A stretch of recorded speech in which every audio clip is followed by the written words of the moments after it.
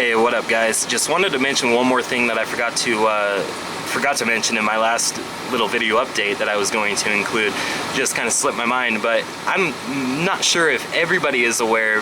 I know a lot of people are, but I did want to address the growing community that there is a massive recall on a lot of dehumidifiers, some of which a lot of us may actually use and be completely unaware of, but there's actually been a recall on a number of brands produced by the manufacturer Gris. I know they make all kinds of brands, Frigidaire, Soleus Air, shit, I know there's like fucking 10 or 12, but there's a whole shitload of dehumidifiers that are actually part of this recall.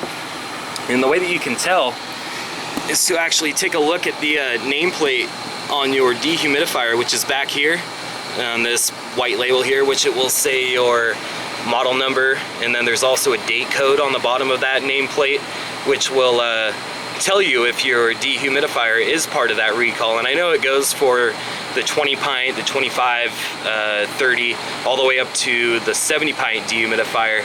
And I believe you can go on their website. I think it's something along the lines of Gris dehumidifier recall, something of that nature. Don't quote me perfectly on that, but Google it and you'll find it.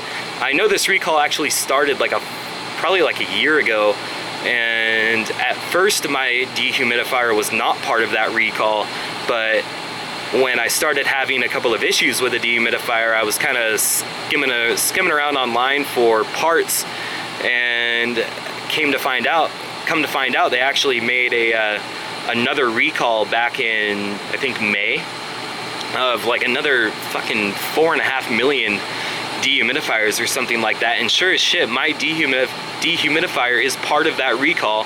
And basically what can happen, guys, is there's a design flaw in the units which can actually make them catch fire, smoke, or even worse. I know it's caused a couple of injuries, a whole shitload of property damage.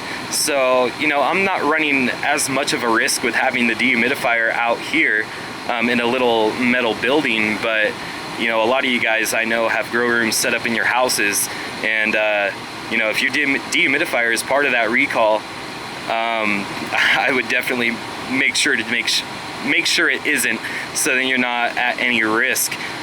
Basically what can happen, and I'm kind of familiar with the, you know, operation and manufacture of dehumidifiers because they're very similar to air conditioners, and as a lot of you guys may know, I'm a professional in the HVAC industry.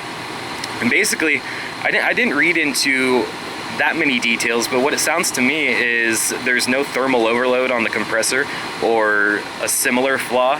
And basically what can happen is if the dehumidifier overheats, in a perfectly working dehumidifier, it would actually shut itself down or shut the compressor down to kind of let itself cool off before it can continue operation.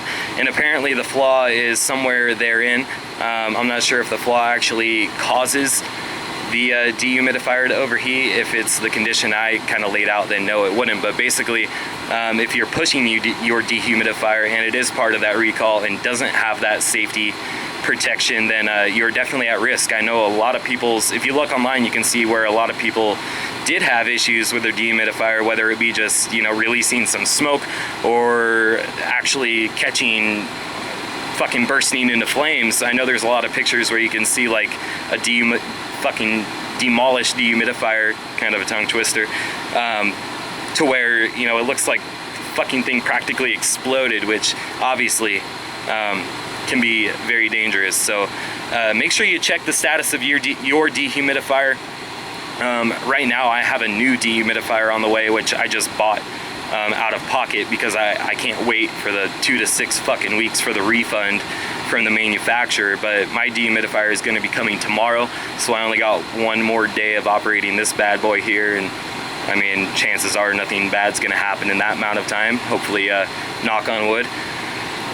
But yeah, guys, just wanted to give a quick heads up about that. I'm sure a lot of you guys are already aware, but I was actually looking around online and noticed that a lot of people weren't aware, and a lot of people were still having these issues with dehumidifiers. And you know, not isolated to cannabis growers, of course, but just anybody who has a dehumidifier. So if you have one in your house, your basement, or your grow room, or anywhere, be sure to check.